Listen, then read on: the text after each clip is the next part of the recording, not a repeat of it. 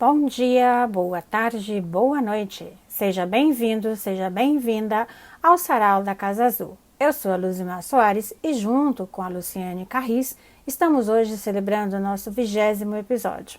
Por isso, decidimos fazer uma coisa diferente.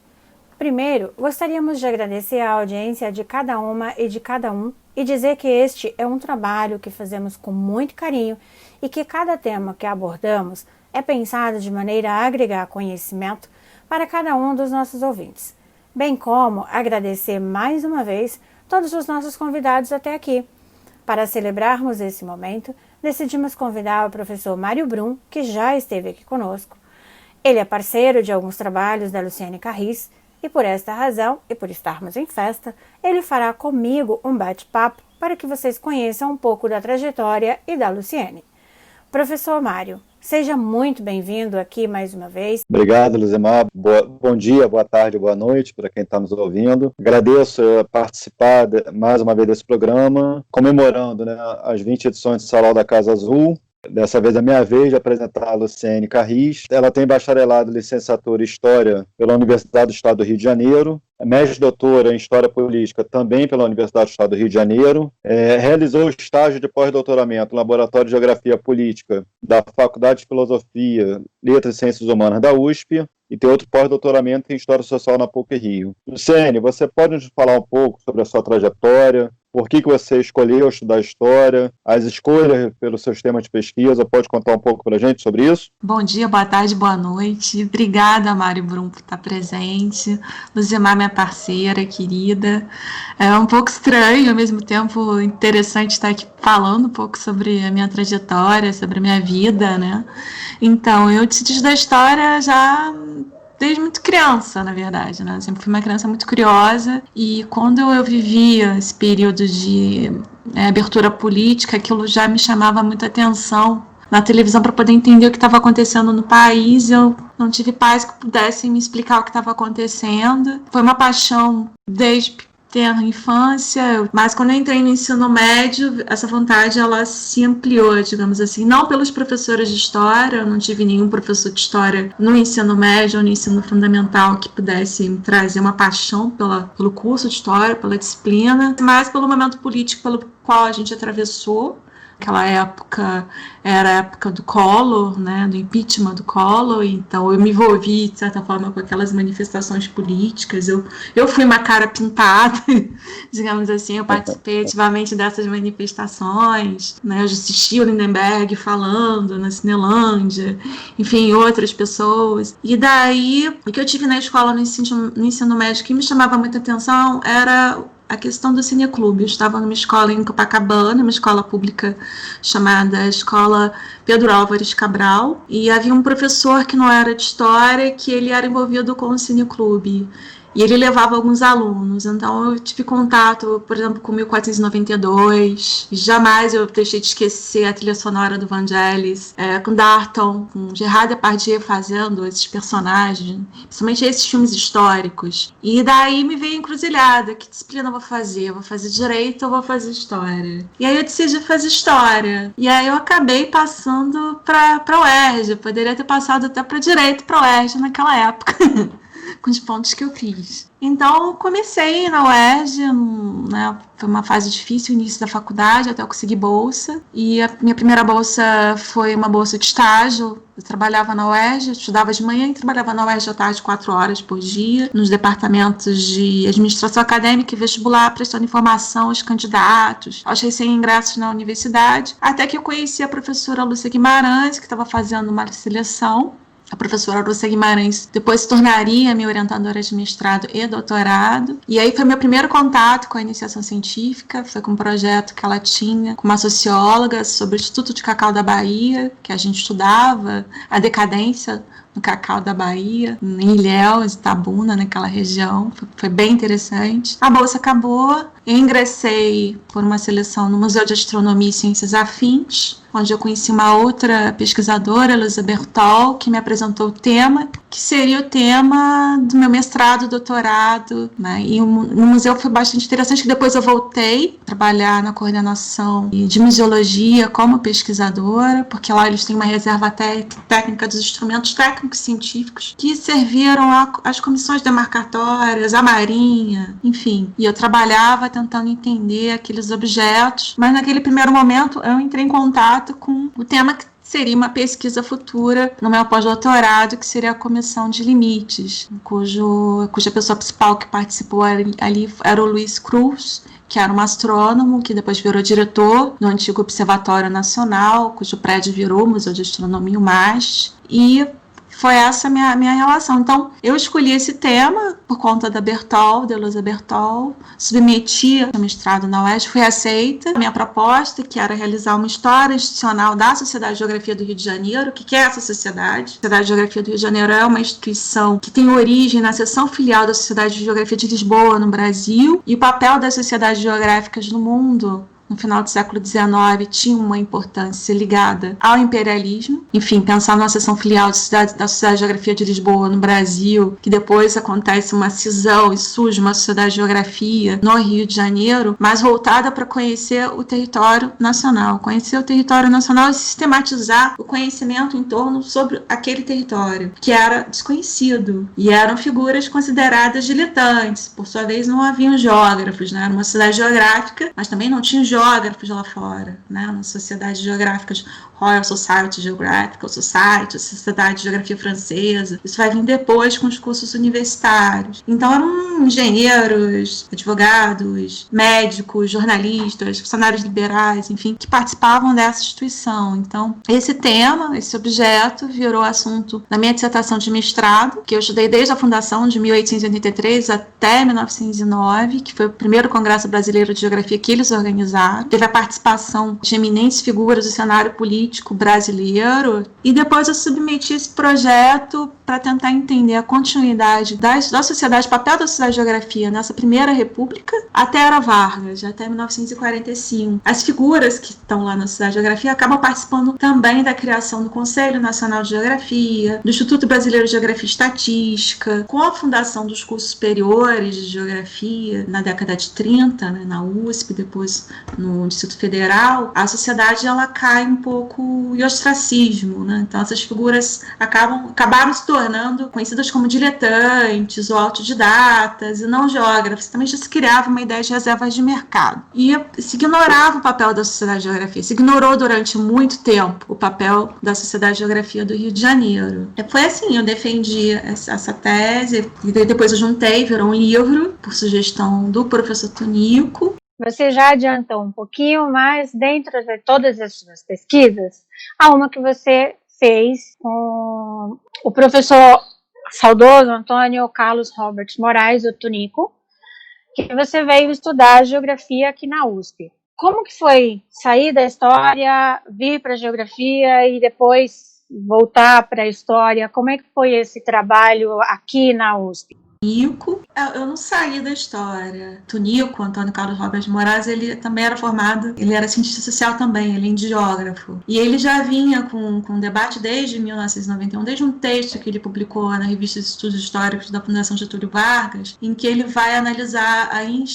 institucionalização da geografia, e ele vai recuperar instituições, comissões e tal. E ele era uma pessoa que dialogava com a história, pensava nessa interdisciplinaridade das ciências, digamos assim. A ideia dele era essa. E quando eu o conheci de uma maneira muito curiosa, até porque ele coordenava uma sessão de uma editora, de uma conhecida minha, uma amiga, Alda Reis, sugeriu que eu mandasse a minha tese para ele. Eu mandei um e-mail, e aí, no mesmo dia, ele me responde: Luciane, eu te conheço, eu já li seus trabalhos, eu acho ótimo, mas eu acho que você tem que juntar a sua dissertação, que eu já li, com a sua tese, e eu tenho algumas ponderações para você fazer, e você publica aqui pela editora da Ana Blume. Aí eu encaminhei o trabalho, e aí saiu esse livro, que é O Lugar da Geografia no Brasil, a Sociedade de Geografia do Rio de Janeiro, entre 1883 a 1945, mas eu não tive essa questão da divisão, dessa cisão da geografia e da história, até porque se a gente for buscar a origem origem da história e da geografia é uma origem muito próxima, né? No século XIX, eram consideradas irmãs siamesas, né? Porque tinha uma participação fundamental em inculcar essa mensagem cívica, patriótica. Tem tido durante as últimas décadas, principalmente, os últimos 20 anos, 15 anos talvez, essa recuperação. E muitos geógrafos indo ao arquivo estudar a história da geografia, ou geohistória, ou história do pensamento geográfico, como cada um queira denominar. O que eu pretendi fazer foi história da geografia, ou história da institucionalização da geografia no Brasil, trazendo esses pensadores, essas figuras, como eles pensavam a geografia naquela época. Eles entendiam como geografia e como eles absorviam um pensamento de fora, pensamento sobretudo europeu aqui no país, dentro dessa lógica. Então não teve uma cisão. Apesar de ser um laboratório de geografia política, havia ali historiadores. Luciane, queria que você falasse um pouco sobre o projeto do podcast do Sarau da Casa Azul, porque seria um trabalho que a gente pode enquadrar dentro da história pública. Então, para você, o que é história pública? Por que essa designação? E de que maneira o momento que nós estamos vivendo atualmente, momento de pandemia, de Covid, de quarentena, o que esse momento significa para a história como disciplina, para o fazer historiográfico, dentro dessa lógica de história pública? O que você poderia falar um pouco sobre isso? Então, a história pública é uma categoria que surge, né, na década de 70 e meados, né, nos Estados Unidos. Em 2002 a gente tem a rede brasileira de história pública, a gente tem o Bruno Leal com Café História, e eu tive essa necessidade, ou esse interesse, melhor dizendo, em trazer o conhecimento acadêmico para fora dos nossos círculos, que eu sempre achava e acho que nós dialogamos entre si com nossos grupos, sempre. Então é um conhecimento que não sai, que não é transformador. Então daí o meu interesse nesse sentido pela história pública, daí meu entendimento da história pública dessa forma. A ideia do podcast surgiu era um outro grupo muito maior e não deu muito certo, e eu conheço a Luzimar desde a USP. A Luzimar, ela iria fazer o mestrado com o saudoso Tunico. Preciso contar que era um professor super generoso, super acessível, é um exemplo assim de intelectual para mim até hoje. Então eu já conheci a Luzimar, falei, poxa, vamos levar adiante o projeto do podcast, porque eu já tive um canal, na verdade. Tenho um canal que está desativado, mas os vídeos estão lá, é o canal Entre Conexões, que era com o Vicente Saul, que também é historiador, e o videomaker Luiz Felipe Peppa, e a gente gravou várias pessoas. Com a pandemia, o podcast é uma coisa muito mais simples de se fazer a princípio, né? Porque a gente pode gravar o podcast de casa e editar, e aí vem todo o trabalho também, né? Porque a gente não grava só pelo aparelho, a gente grava pelo computador, eu converto para MP3, e aí depois eu edito, e aí faz um trabalho de marketing de digital também, que a gente vai fazendo essa divulgação nas redes disso, que é uma novidade pra gente, né? Mas eu vejo que também vem se apresentando nas redes, né, nos nossos grupos, outros podcasts, outros trabalhos também, outros canais também voltados à divulgação do conhecimento histórico, nesse sentido, com vários temas. Nesse momento da pandemia, o que eu tenho observado nas redes é um momento de muita reflexão e de muito trabalho, né? Os professores trabalhando bastante também e utilizando dessas ferramentas digitais, inclusive podcasts, dando as suas aulas virtuais. E eu acho que a pandemia evidenciou que eu já imaginava, que eu já cogitava há muitos anos, que a internet veio para ficar e não tem como fugir. Para o bem ou para o mal, o profissional da história, seja ele historiador ou professor universitário ou ambos, vai ter que se dedicar, vai ter que aprender a usar essas ferramentas digitais para não só lidar com seus alunos, mas com um grande público, a sociedade de uma maneira geral. Estamos hoje vivendo uma regressão no tocante a investimentos públicos na educação, o que significa menos vagas para os profissionais, como os historiadores, se inserirem no mercado de trabalho. Isso significa que precisamos encontrar alternativas de trabalho enquanto historiadores. Como você percebe o papel do intelectual orgânico? Aí a gente pode pensar em várias questões, né? A própria criação dos podcasts, dos canais, de outras mídias, assim, de atuação, de interação com a sociedade, também demonstra que tem muita gente desempregada, né? Também. Tem um historiador, um texto do historiador Jurandir Balerma, que ele fala fala exatamente disso, né? Ele apontou nessa direção, que nesse momento, em momentos de crise, também surge a atuação de mais profissionais ligados à história dentro da história pública, né? Tem um texto que ele fala isso. O intelectual, para mim, é interessante, porque aí você falou de intelectual orgânico, claro, se remetendo ao Antônio Gramsci, dentro de um contexto do fascismo italiano, mas ele entendia todos como intelectuais, não que todos agissem como os intelectuais, mas as pessoas, os cidadãos, homens e mulheres eram intelectuais dentro desse sentido. Nosso papel aqui é fazer essa divulgação, tentar promover um esclarecimento para a sociedade de determinados assuntos, ainda mais nesse momento de fake news, pensar a organicidade, né? Pensar o sistema mesmo de uma maneira orgânica e a nossa função, qual é o nosso papel dentro desse sistema. Somos só divulgadores de conhecimento ou a gente também traz reflexões sobre alguma coisa? Ou a gente pode ser um agente transformador? É nesse sentido que eu penso, né? Não sei se vocês pensam também dessa forma, mas no meu entendimento, seria um agente transformador dessa sociedade desse momento que a gente vive hoje. Nesse momento, minha preocupação, meu interesse em fazer a divulgação de um podcast que tem temas tão variados até. A gente pode discutir de tudo. Eu vou aproveitar. A minha pergunta é um desdobramento daquela pergunta anterior. Tem a ver com a pergunta que a Luzimar acabou de fazer e com o que você acabou de falar. Que é, você tem livros publicados, capítulos de livros, tem escrito crônicas sobre sobre os temas da atualidade. E existe, principalmente isso que você falou da fake news. A gente, nos tempos atuais, tem muito questionamento sobre a ciência. A ciência pura e simples. A questão da vacina, do combate ao Covid, a própria ciência biológica, as ciências hard são questionadas. História, então, nem se fala. Então, se torna mais complicado ainda você ser historiador. E aí, ao mesmo tempo, você também tem colocado, em diversas ocasiões, uma crítica a esse encastelamento da universidade, dos intelectuais, né? Como ele se escrever só para os seus pares. Isso não seria também algo que nos prejudica, né? Que a gente tem um discurso, às vezes, muito pouco acessível para a grande população. E como você consegue conciliar a escrita acadêmica, a produção da ciência, da história como ciência, com essa escrita mais acessível, a questão das crônicas, uma escrita mais cotidiana que você faz? A gente pode fazer até um debate sobre isso é super importante, porque a gente está atravessando a questão do revisionismo histórico, fato, e do negacionismo da ciência, né? São duas questões. Não é só aqui no Brasil a gente vê isso acontecendo, né?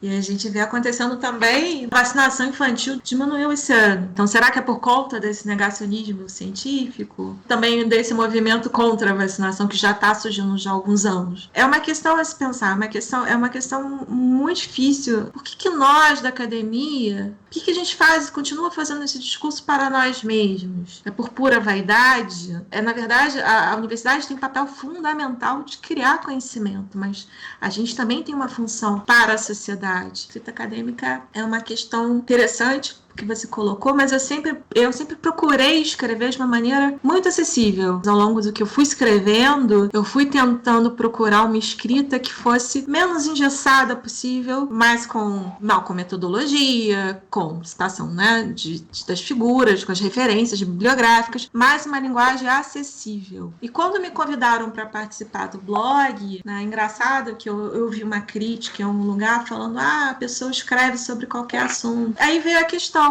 poxa, nós não somos intelectuais, ou seja, ou nós não somos acadêmicos, nós não somos professores, por que nós não temos autoridade para falar sobre assuntos que dizem respeito à nossa sociedade? Evidentemente, eu não vou falar sobre qualquer assunto. Ou se eu for falar sobre algum assunto que eu desconheça, no mínimo eu vou fazer algum tipo de pesquisa, vou consultar alguém. Eu acho que isso também tem que ser feito, né? A gente pode sair escrevendo, né? Então, quando me convidaram para escrever no blog Textão, escrevi durante 4 meses, não só crônicas, mas também textos que versavam, discutiam um pouco, né? Brincavam com jornalismo e história, porque eu sempre procurei trazer dados, fazer uma interpretação sobre isso. Eu achei aquilo interessante, fazendo esse tipo de trabalho, que era um trabalho que dialogava e eu recebia opiniões, as pessoas vinham, puxa, eu gostei do seu texto, você faz uma reflexão interessante. Então, a gente tem um lugar da fala também para poder dialogar. A gente não precisa só escrever um livro ou um artigo acadêmico. A gente tem ferramentas disponíveis para isso. A gente tem que aproveitar, exatamente por conta dessas fake news, a gente tem que aproveitar essas ferramentas que estão aí a nosso favor. E não fazer esse tipo de crítica, porque nós temos autoridades para isso. Sejamos historiadores, cientistas sociais, antropólogos, sei lá, filósofos, que seja. Exatamente no sentido que você acabou de falar, né, sobre temas da atualidade. Eu estou lendo o livro que você está preparando sobre a história do Jardim Botânico. Tem bastante a ver com o que você falou, né? Seu pós-doc na PUC, sob a coordenação do professor Antônio Edmilson Rodrigues. Você falou sobre as fábricas que existiram no Jardim Botânico, né, que é o bairro que você vive, que você mora, que você passa a sua vida, que você, até no livro que você está publicando, está preparando, você fala sobre isso, né? Esse olhar que você tinha sobre o lugar que você vivia e que você queria entender. Você pode falar um pouco sobre que lugar é esse, essas fábricas que você estudou, que você pesquisa, como elas nasceram, qual a importância delas para o crescimento do bairro do Jardim Botânico e o que exatamente aconteceu para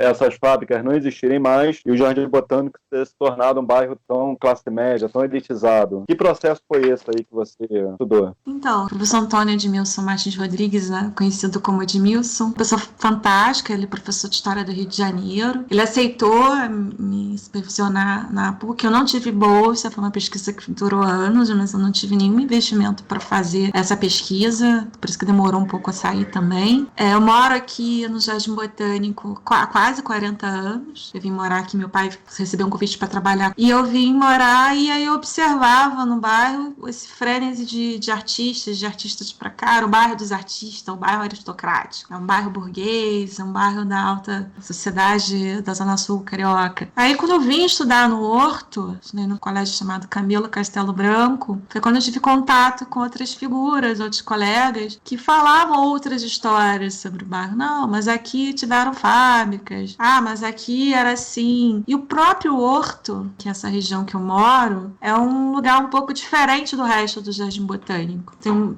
especificidade muito interessante, que é tipo um recanto. Guarda ainda um certo ar de subúrbio, né? Não um subúrbio como a gente vai entender hoje dos trens, mas subúrbio por conta dessas relações que as pessoas estabeleceram, que se conhecem desde criança até. Escolhi estudar duas fábricas, já tive dificuldade imensa de achar a documentação de uma delas, que foi a fábrica de tecidos Corcovado e a fábrica de tecidos Carioca. A Corcovado, ele existia ali desde o Parque Lage até a Conde Afonso Celso, mais ou menos onde tem o Hospital da Lagoa hoje em dia. E a fábrica Carioca, ela existe aqui na Rua Pacheco Leão. A gente tem a reminiscência das vilas operárias dela. E a parte que não pertence mais virou um condomínio de alto padrão e a outra parte foi vendida para a Rede Globo de televisão quando veio para cá em 1962. Então, eu decidi estudar a história dessas fábricas desde 1884, quando a sociedade comandita da Carioca é criada, né? Sociedade limitada, ela surge por conta dessa reformulação das leis comerciais no final do Império, e depois o próprio encilhamento vai incentivar o surgimento de outras fábricas, até investimentos na ampliação dessas fábricas aqui no Jardim, não só no Jardim Botânico, mas no Rio de Janeiro, digamos assim, e eu fui estudar elas até a vinda da Rede Globo, porque na minha hipótese, a história do Jardim Botânico do bairro é relacionada à história do Instituto Jardim Botânico, fábrica de pólvora, criada por Dom João VI, que tem uma importância fundamental.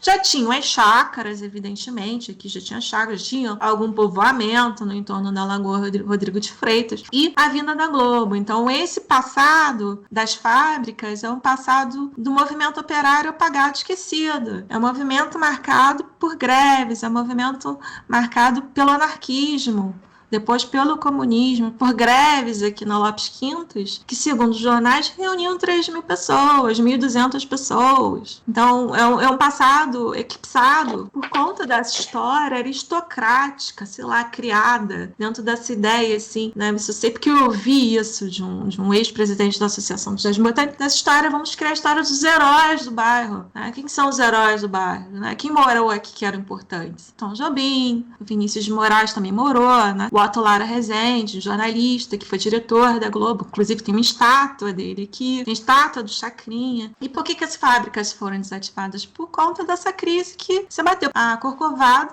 a princípio por conta do Código de Obras. Cria um novo zoneamento para as áreas, mas também tem toda uma crise que atravessa a história da fábrica, não só por conta das greves, mas tem um livro da Elizabeth White que ela fala sobre a América Fabril, que a América Fabril ela se apropria dessa fábrica carioca aqui na década de 20 e rolava muitas greves e em um determinado momento ela diz que o maquinário perde muito valor em relação ao terreno, que no caso da Carioca não era só o condomínio, teve todo um arruamento em torno, feito depois, a gente observa na planta que está no Arquivo Geral da cidade, que você vê quanto vale mais, e aí você pesquisa, eu pesquisei nos jornais as propagandas sobre esses terrenos, e já se vendia ideia, vendo terreno, vendo apartamento, vendo casa luxuosa no Jardim Botânico, e aí falava da questão climática, da valorização do clima, da geografia, da natureza, da questão bucólica, e aí foi por essa razão que eu fui estudar esse período exatamente da história do bairro, talvez eclipsada também por conta desse movimento anarquista, foi depois chamado aqui de Pequena Gávea ou Gávea Vermelha, perdeu na história. A professora Cléia Schiavo fez um estudo cujos parentes vieram para morar aqui. O próprio Carlos Lacerda, quando vai defender os idealizadores do PC, Partido Comunista, o Astrogildo, ele fala de uma Gávea Vermelha. Para finalizarmos a nossa conversa de hoje, você poderia nos falar um pouco sobre o documentário, sobre o horto que você fez e como que a gente faz para assisti-lo? Onde que ele está disponível? Então, o documentário que se chama Recanto, que eu falei anteriormente, que tinha um ar de recanto, na verdade ele surgiu ao longo da minha pesquisa de pós-doutorado. Na verdade, eu queria estudar a origem da família italiana do meu filho aqui no Jardim Botânico, que veio, inclusive, trabalhar na fábrica carioca. O trisavô que veio da Itália, o atestado de óbito dele diz que ele morreu na rua Estela 20. Aí o Alberto Ribeiro, que é o nome de uma das ruas daqui, era o médico que fez o atestado dele. E a minha ideia era fazer um documentário sobre as memórias da família Carris, das pessoas. Só que aí foi ganhando uma outra dimensão, porque foi no momento de 2016 que surgiu essa questão fundiária mais latente. Aí veio, teve aquele acontecimento com Miguel Baldez, veio o Rafael, que é o advogado, professor da PUC também, veio a questão dos 300 policiais, assim, batalhão de choque, aí a gente foi gravar. E aí eu fui entrando em contato com essas outras figuras, porque também tem outras figuras que também descendem de italianos, que moram aqui. Mas o Recanto, ele retrata a história desses descendentes dos trabalhadores do Jardim Botânico, porque as pessoas, para eles foi permitido morar aqui, os descendentes ficaram, tiveram filhos e muitos filhos, naquela época as pessoas tinham muitos filhos, e muitos ficaram, e foi feito, segundo o Rafael, um levantamento dessas pessoas, se realmente essas pessoas descendiam desses ex-operários e tal. Então, eu fui fazer entrevista com essas figuras e saiu esse documentário com o Luiz Felipe, que Peppa, que editou, montou, e eu fiz a produção, pesquisando essas pessoas que quisessem participar do documentário, principalmente as lideranças que participaram, porque temos duas comissões, temos a Associação dos Moradores do Horto e tem uma comissão de moradores do Horto. Eu tive o apoio dessas pessoas aqui para elaborar esse documentário e fui entrevistar o Miguel Baldez na época, que é uma figura reconhecida, já faleceu recentemente, né? É uma figura reconhecida pela sua luta pela questão fundiária, e o Rafael, que foi orientando dele também, advogado, professor da PUC, também nos concedeu entrevista. O professor Edmilson nos concedeu entrevista explicando a própria ocupação dessa região. E um falecido colega e amigo muito querido, Gilmar Mascarenhas, professor da UERJ, que participou e falando da questão dessa possibilidade de manutenção dessa ocupação. Mas a gente tem toda uma outra questão do outro lado, que é a questão da gentrificação do espaço urbano, né? Que vem ocorrendo no bairro do Jardim Botânico nos últimos anos, a valorização do terreno, não só aqui, mas em toda, né? Em toda a região, até por conta dos grandes eventos que tiveram. E o Jardim Botânico não ficou distante disso, de maneira alguma, que a valorização do IPTU, a valorização das casas, assim, cresceu bastante. E o documentário, ele se encontra no meu canal Entre Conexões, com X, no YouTube. Se chama Recanto, tem uns 30 minutinhos. E conta a versão dos moradores dessa comunidade do Jardim Botânico. Então, meu livro também tenta retratar dessa história, dessa memória, das fábricas e dessas pessoas que moram aqui nessa região, especialmente dessa região do Horto. Mas eu também falo das outras questões, né? Eu tento entender a ocupação e a evolução da fisionomia urbana, né, do bairro. Perfeito, Luciene. Professor Mário Brum, muito obrigada por sua gentileza de vir aqui me ajudar a mostrar o trabalho da Luciene, que é extremamente modesta e o meu trabalho com a Luzimar, na verdade ela sempre foi muito generosa, extremamente generosa. Ela me permitiu fazer parte desse canal e isso tem me trazido um conhecimento absurdo. Então, muito obrigada, professor, por participar conosco e obrigada, Luciene, por falar sobre o seu trabalho, para que as pessoas saibam quem está por trás desse projeto que a gente tem levado a cabo. Obrigada, Lu. Tem uma parceira como você, tão bacana. E a gente se dá tão bem, então é ótimo. E Mário, obrigada por você participar mais uma vez do podcast. Eu que agradeço. Luciene, entre outras coisas legais que a gente fez junto, você me apresentou a Luzimar, ainda não presencialmente, né, Luzimar, mas algum dia isso se resolve, e você tem sido uma parceira aí de produção, e aí eu que agradeço pelo convite de vocês duas, para participar aqui pela segunda vez e tendo o prazer de conversar contigo. Então encerramos mais um episódio do podcast do Sarau da Casa Azul. Eu, Luciene Carris e Luzimar Soares agradecemos a sua audiência e aguardamos você no próximo episódio. Até breve!